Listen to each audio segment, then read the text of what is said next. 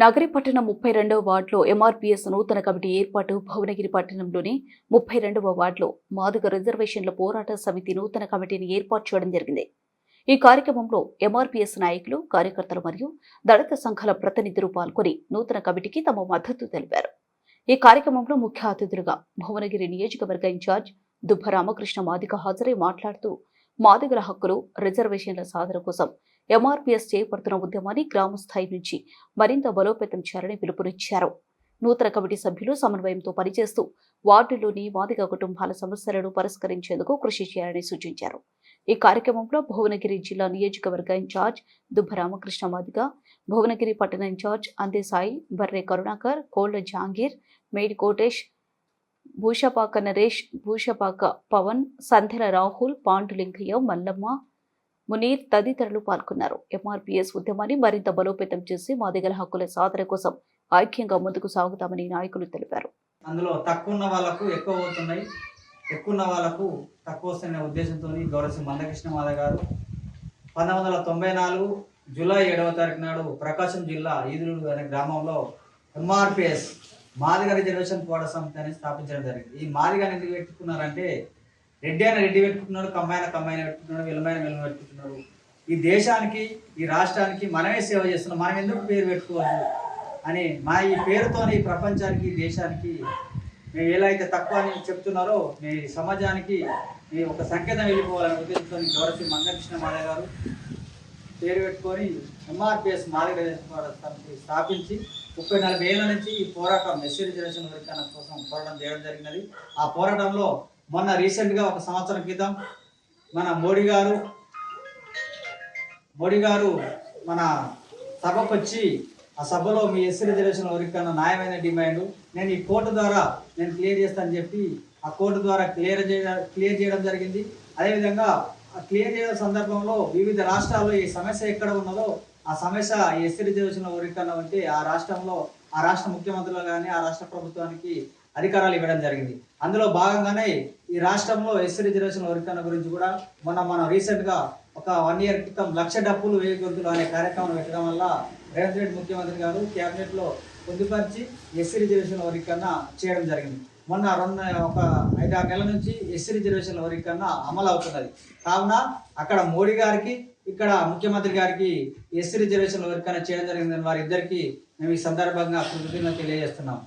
వాస్తవానికి అంబేద్కర్ ఇచ్చిన రిజర్వేషన్లు ఒక్క కులం 2 కులాలు లబ్ధి పొందుతున్నాయి కాబట్టి 59 కులాలు ఉన్నాయి. 59 కులాలు లబ్ధి పొందాలనే ఉద్దేశంతో గౌరవ మందకృష్ణ మాదిగ గారు పోరాటం చేసి సాధించడం జరిగింది. కావున ఇప్పుడు మన వాళ్ళు ఆ రిజర్వేషన్లు అందిపుచ్చుకోవాలనే ఉద్దేశంతో ఈ గ్రామాన మొత్తం జిల్లా వ్యాప్తంగా తిరగడం జరుగుతుంది. కావున అందులో భాగంగానే ఇక్కడ మన వాడుకు రావడం జరిగింది. కావున మన వాళ్ళు ఇప్పటిదాకా కొంతమంది, అందరు కాకుండా కొంతమంది తాగుడుకు బానిస్తాయి, గంజాయికి బానిస్తాయి, తిరుగు అన్ని రకరకాల ఇబ్బందులు అయితే చదువుకోవడం లేదు. కావున మేము రావడం ఉద్దేశం ఏంటంటే మన వాళ్ళు చదువుకోవాలి. ఇప్పుడు అంబేద్కర్ ఇచ్చిన రిజర్వేషన్లు, మందకృష్ణ మాదిగ ఇప్పుడు సాధించిన రిజర్వేషన్లు అందరూ అందిపుచ్చుకొని మన వాళ్ళు విద్యాపరంగా కానీ, రాజకీయ పరంగా కానీ, ఆర్థికంగా కానీ అన్ని రకంగా ఎదగాలన్న ఉద్దేశంతో మందకృష్ణ మాదిగ గారు చెప్పడం జరిగింది. కావున మీరు కూడా రేపు భవిష్యత్తులో అంబేద్కర్ ఇచ్చిన రిజర్వేషన్లు రాజకీయంగా, ఆర్థికంగా ఉపయోగించుకొని పై స్థాయికి వెళ్ళాలని సందర్భంగా తెలియజేస్తున్నాం. అదేవిధంగా రేపు భవిష్యత్తులో ఆర్థికంగా, రాజకీయంగా మనం కూడా ఇప్పటిదాకా మనం వివిధ పార్టీలలో ఉండడం జరిగింది.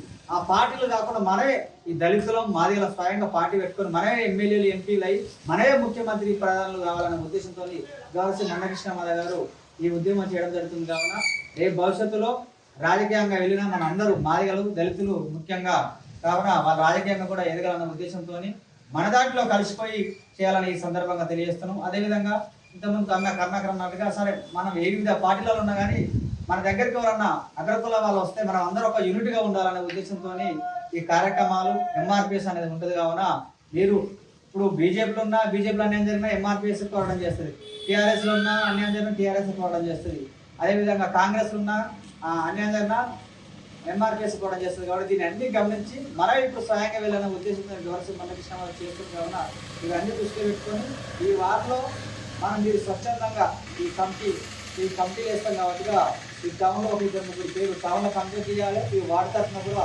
1-2 రేపు ఏమైనా మా దళితులకు అన్యాయం జరిగినా ఇంకెవరికి అన్యాయం జరిగినా మన వంతు పాత్ర వహించాలి కాబట్టిగా ఈ వార్డు నుంచి మీరు ఖచ్చితంగా ప్రాతినిధ్యం ఉండాలని సందర్భంగా తెలియజేస్తూ మరొకసారి ఈ అవకాశం ఇచ్చిన 32వ వార్డు సభ్యులందరికీ నా మార్గదర్శక దళితులందరికీ మరొకసారి పేరు పేరు నా యాదృపంగా జిల్లా తెలియజేస్తూ ఇప్పుడు స్వచ్ఛందంగా ఈ వార్డు నుంచి ఒక 2 సభ్యులు, ఎందుకంటే ఆ రోజు అంబేద్కర్ గారు, జ్యోతిరావు పూలే గారు, కాంశీరావు గారు, ఇప్పుడు మందకృష్ణ మాదయ్య గారు వాళ్ళ కుటుంబాలను త్యాగం చేసి మన కోసం, ఎందుకంటే మన కొన్ని ఏళ్ల సంవత్సరాలు ఊరుకు దూరంగా ఉండడం, అంటరాని వివక్షత ఎదుర్కొని ఈ పోరాటాల వల్ల మనం ఎంతో అంతో మనం ఇక్కడ ఉండి మాట్లాడుతున్నాం. కావున మీరు మన భవిష్యత్తులో వాళ్ళంతా త్యాగాలు చేయకుండా మా ఎంత త్యాగాలు చేయకుండా మీరు ఇక్కడ టౌన్లో జిల్లా కేంద్రం కాబట్టి ఎప్పుడన్నా మనలకు దళితులకు అన్యాయం జరిగినా ఇంకేం జరిగినా మన వంతు పాత్ర ఉండాలి కాబట్టి ఈ వార్డు నుంచి మీరు పాటించి ఉండాలని ఈ సందర్భంగా తెలియజేస్తూ మీరే స్వచ్ఛందంగా ఈ కమిటీలో పేరు ఇవ్వాలని ఈ అవకాశం ఇచ్చిన మరొకసారి మీకు ధన్యవాదాలు తెలియజేస్తున్నాను. Thank you.